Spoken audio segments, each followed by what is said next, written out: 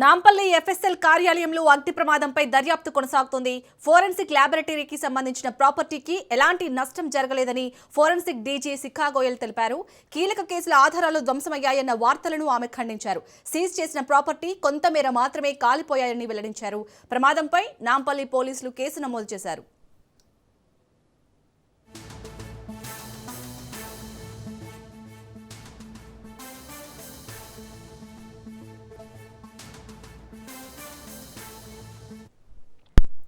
Nampally FSL కార్యాలయంలో అగ్ని ప్రమాదంపై దర్యాప్తు కొనసాగుతుంది. ఫోరెన్సిక్ ల్యాబొరేటరీకి సంబంధించిన ప్రాపర్టీకి ఎలాంటి నష్టం జరగలేదని ఫోరెన్సిక్ డీజీ శిఖా గోయల్ తెలిపారు. కీలక కేసుల ఆధారాలు ధ్వంసమయ్యాయన్న వార్తలను ఖండించారు. సీజ్ చేసిన ప్రాపర్టీ కొంతమేర మాత్రమే కాలిపోయాయని వెల్లడించారు. ప్రమాదంపై నాంపల్లి పోలీసులు కేసు నమోదు చేశారు.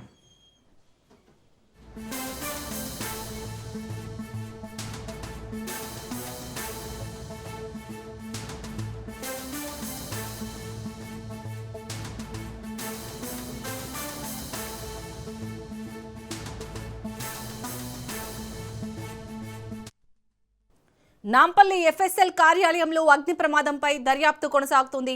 ఫోరెన్సిక్ ల్యాబొరేటరీకి సంబంధించిన ప్రాపర్టీకి ఎలాంటి నష్టం జరగలేదని ఫోరెన్సిక్ డీజీ శిఖా గోయల్ తెలిపారు. కీలక కేసుల ఆధారాలు ధ్వంసమయ్యాయన్న వార్తలను ఆమె ఖండించారు. సీజ్ చేసిన ప్రాపర్టీ కొంతమేర మాత్రమే కాలిపోయాయని వెల్లడించారు. ప్రమాదంపై నాంపల్లి పోలీసులు కేసు నమోదు చేశారు.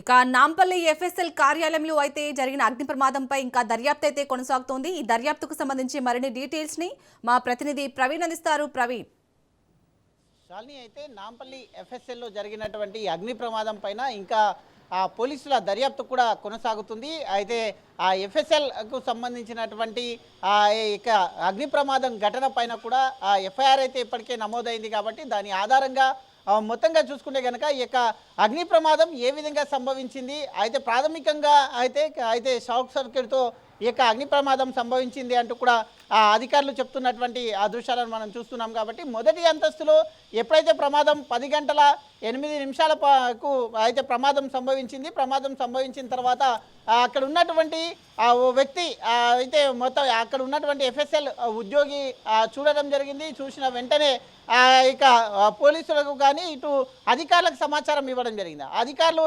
హుటాహుటిన అప్రమత్తమై ఇటు ఫైర్ సిబ్బందికి కూడా సమాచారం ఇచ్చారు. ఫైర్ సిబ్బంది అయితే 10:30 ఫైర్ సిబ్బంది చేరుకోవడం జరిగింది. చేరుకొని ఆ యొక్క మంటలను 2 ఫైర్ ఇంజన్లతో మంటలను అదుపు చేసే ప్రయత్నం చేశారు. మొత్తంగా చూసుకుంటే కనుక అయితే సుమారు 5 గంటల తర్వాత, అంటే మధ్యాహ్నం 1 గంటలకు ఆ యొక్క 1:30 ప్రాంతంలో ఈ యొక్క అగ్ని ప్రమాదానికి సంబంధించి ఆ యొక్క మంటలు పూర్తిగా అదుపులోకి వచ్చాయి. అదుపులోకి వచ్చిన వెంటనే ఆ యొక్క ఫస్ట్ ఫ్లోర్ ఏదైతే ఉందో ఫస్ట్ ఫ్లోర్లో ఈ యొక్క సంఘటన జరిగింది. కాబట్టి అక్కడ మొత్తం కూడా అయితే ఫస్ట్ ఫ్లోర్లో ఉండేటటువంటి కొంత మెటీరియల్ ఏదైతే ఉందో అక్కడే ల్యాబ్లో ఉండేటటువంటి కొంత మెటీరియల్ ఉంటుంది. కాబట్టి ఆ మెటీరియల్లో మొత్తం టోల్గా కూడా కొన్ని అయితే ఇంపార్టెంట్ ఏవైతే హార్డ్ డిస్కులు కానీ కంప్యూటర్స్ కానీ మొత్తంగా కూడా తగలబడ్డట్టు కూడా సమాచారం వస్తున్న నేపథ్యంలో వాటిపైన అన్నిటిపైన దర్యాప్తు కొనసాగుతుంది. ఏ కేసులు ఇంపార్టెంట్గా ఉంటాయి కాబట్టి తెలంగాణలో ఏదైనా అయితే క్రైమ్కు సంబంధించినటువంటి కానీ ఇటు